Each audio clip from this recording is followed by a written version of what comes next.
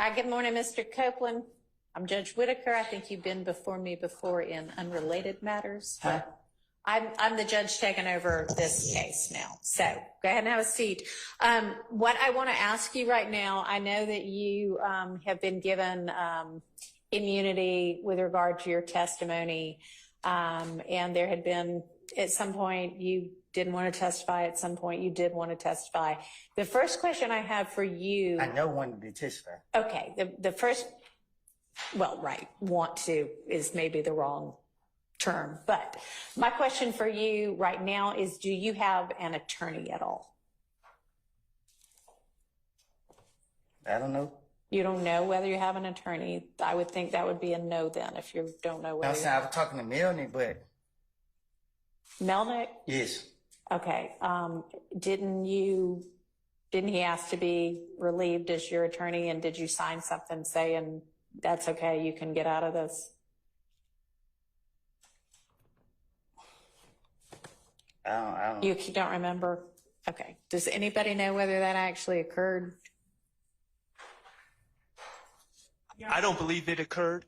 Okay. I believe that Miss Bumpus, I know she was stand-in. she was standing, and I believe something was said on the record to the effect that Miss Bumpus was relieved.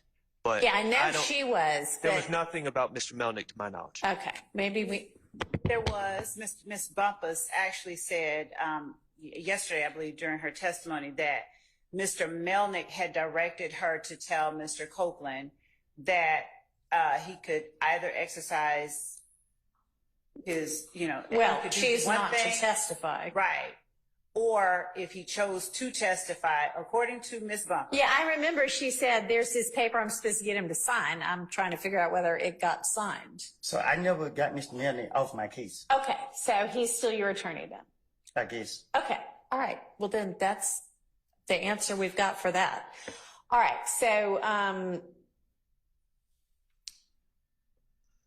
I'm going to try to get a hold of Mr. Melnick and see if he can be here with us this afternoon, because some of what I suspect you recall when you were brought into Judge Glanville's chambers with Ms. Bumpus and a couple of the people from the state, and there was a discussion that Ms. Bumpus and Ms. Hilton and Judge Glanville had with you. You asked some questions. They gave you some information. Some of that information was not actually factually correct.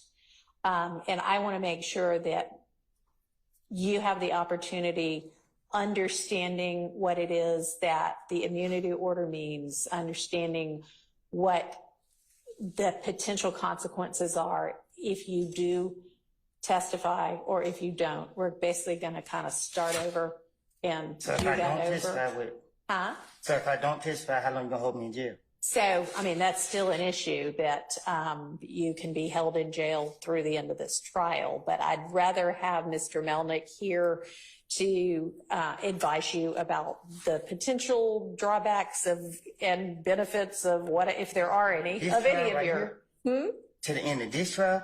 Yes. Not the other people. Not as far as I believe, but the state— what, did you want to do some further research on that? Yes, just to advise the court of. Okay, so I just wanted to know, first off, do you have an attorney? Because if you do have an attorney, then your attorney may have some information, advice, and research for me about that. So I want to make sure that I tell you the correct thing about that, okay? So we're going to take a lunch break in a little while, and why don't we plan to have you back here on standby at least. I don't know who was in communication, but we need to reach out to Mr. Melnick, see what his availability is. So just be on standby in case I need you here, like at 2 or 3 this afternoon. 2 or 3? Yeah, because we're about to take a lunch break before too much longer. So you're okay to leave for the next couple of hours, but stay where whomever reached out from the state can reach you to let you know whether you need to be back here this afternoon or potentially tomorrow instead, okay? All right. All right, thank you.